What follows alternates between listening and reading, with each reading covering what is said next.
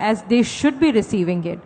Now, going back, in terms of where we are in terms of these technological advancements, are we at par with international standards? Dr. Singh raised this question during his address. So I think it would be good time to ask Dr. Nilesh, from Envirocare, to see, do you think as an India, are we at par in terms of food safety standards with international? If not, what do you think is a good time frame that we would be looking for?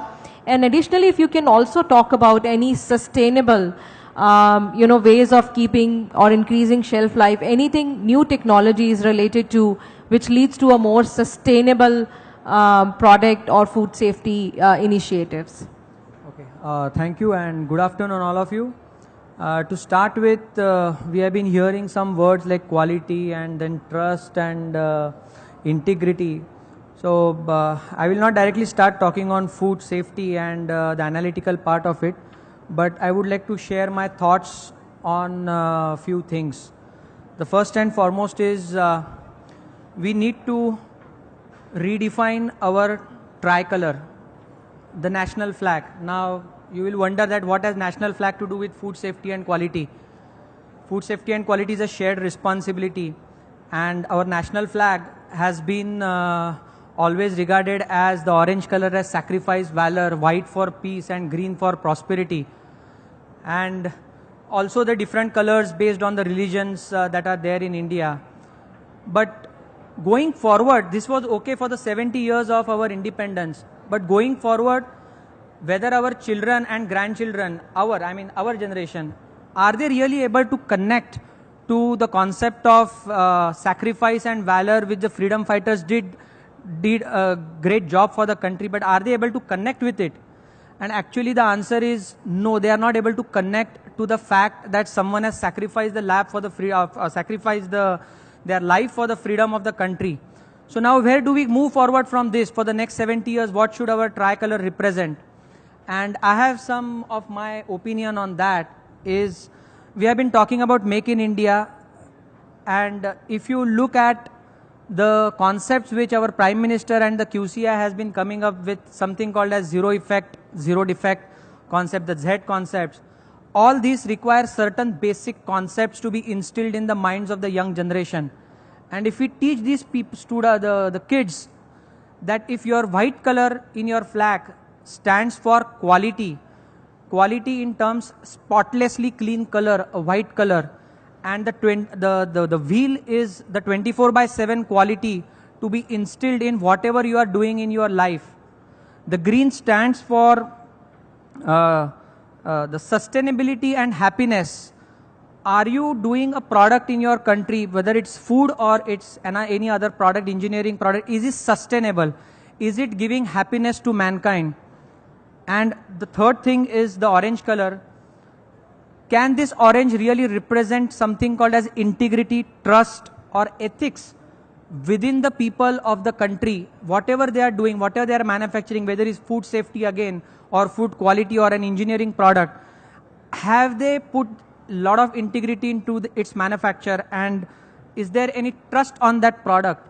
So if actually the tricolor, if it is defined for the new generation, then I think 50 years down the line, we will be having all these concepts in our products, in our people, and in whatever we'll be doing as a nation.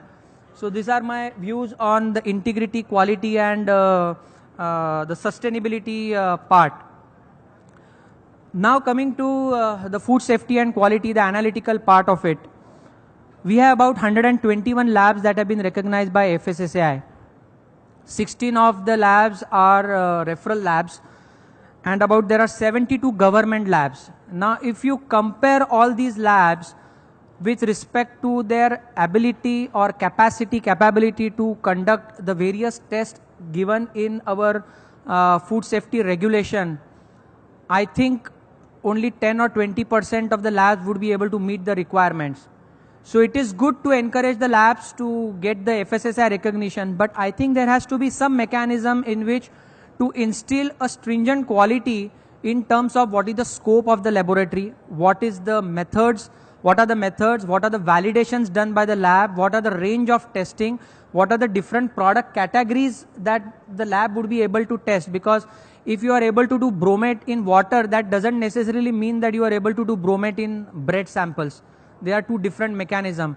The concept of monosodium glutamate or the concept of having zinc in coca beans, the lab needs to really understand what and where these things are coming from.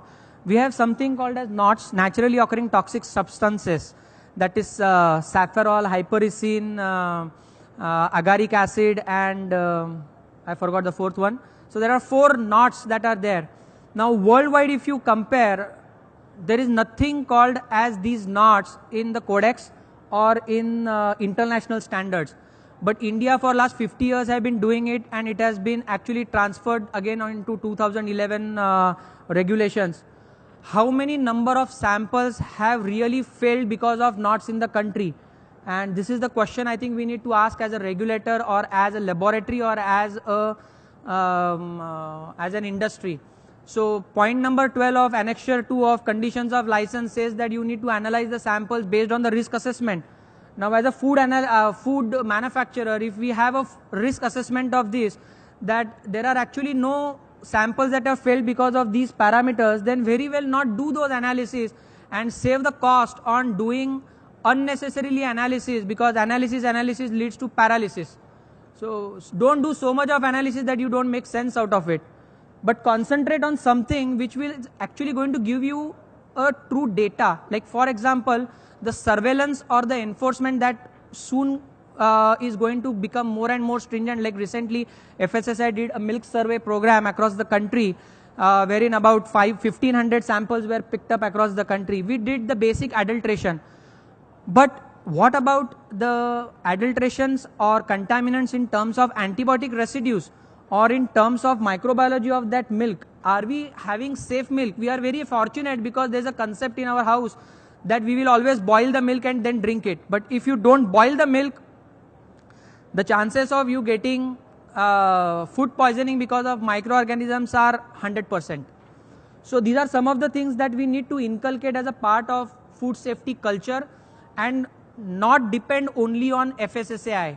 FSSAI is a regulatory body, but the regulation has to be mastered by the industry, by the laboratories, and by the consumers themselves.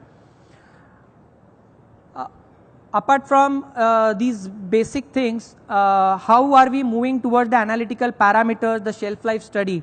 The concept of shelf life study was not existent in terms of scientific data till the product approval guidelines came in, wherein they specified that at least 3 batches need to be done and you need to have at least 5 data points. But there are no clear-cut guidelines on how to do shelf life studies. Generally हम लोग क्या करते हैं shelf life studies में कि हाँ वो product was there for 3 months on shelf, good, so we will claim it as 3 months shelf life. But some of the companies have really evolved their shelf life programs to do real-time shelf life, accelerated shelf life studies, and also something called as dynamic shelf life studies. Dynamic shelf life studies actually includes the whole movement of the product right from the factory to its storage depot to the truck in which it is going to move to the distribution center, to the retail, and finally to the last mile to the consumer. How the product is moving, the sample is picked up at each of these locations, and a statistical evaluation is done based on either Q10 or there are a lot of other guidelines on how to do shelf life studies. So this is the concept which actually we as food business operators need to understand, we as labs need to understand. And we are not to look at my suggestion or my request to all the food business operator as well as to the regulators is not to look at labs as someone who is going to produce a piece of paper and telling whether the sample is passing or failing. It is not paperwork. It has lot of insights, lot of deep understanding of analytical science, and it is like your family doctor. If you hide something from your family doctor, he will not be able to prescribe you the right kind of medicine for your health. So consider laboratory as a partner or a family doctor for the growth of the nation and not just of a particular product category into the market. We would have seen a lot of evolution in the quality front also, and I have termed it given a terminology as Q-evolution. There has been a Q-evolution or evolution of quality over past 50 years, from the basics of quality control to quality assurance to sustainable quality and something called as zero tolerance. We need to move into now tolerance. Lot of this word has become famous because of various things, intolerance. We need to be intolerant as a country, and we need to be intolerant towards any deviation in the quality of any product, be it food or be it any product. So I think we need to move towards zero tolerance policy on this particular aspect. We have moved from PPM levels of regulations which talked about pesticides up to PPM level is accepted, to now more of stringent PPB levels of heavy metals as well as pesticide residues. We have been trying to benchmark our regulations, which is a very good thing, that we are trying to harmonize this over across the globe. But unfortunately what is happening is that in the process of harmonizing, we are not actually also taking care of the infrastructure related to doing that particular analysis for the domestic product. As far as the international market is concerned, we are sending the best of mangoes, the best of grapes, the best of food products outside India. But what about the Indian consumer? In the local market, you actually are able to get the grapes which are marked with some German supermarket logo available at the local shop in Mumbai. What does this indicate? It doesn't indicate that it's a quality product which they claim that exported maal hai, it's of good quality. It's not that actually.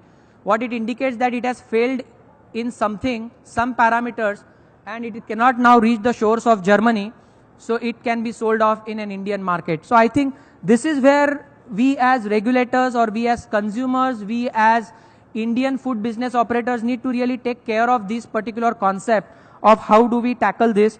The regulation has really moved fast from no microbiological standards for many of the products to defining very good standards in terms of hygiene and pathogen parameters. Who has to do the analysis, how the sample has to be picked up, who has to pick up the sample, what method has to be done, all thing is getting very crystallized and very clear. One more area where we could actually look at, since FSSAI is here and lot of even the QCI is here, the FBOs are here, we all are talking about Schedule 4 guidelines, the GMP, GHP guidelines. And lot of good checklists have been done by everybody, including some of the labs, some of the FBOs and even the regulators. But is the checklist only criteria to check whether you are conforming to Schedule 4 standards?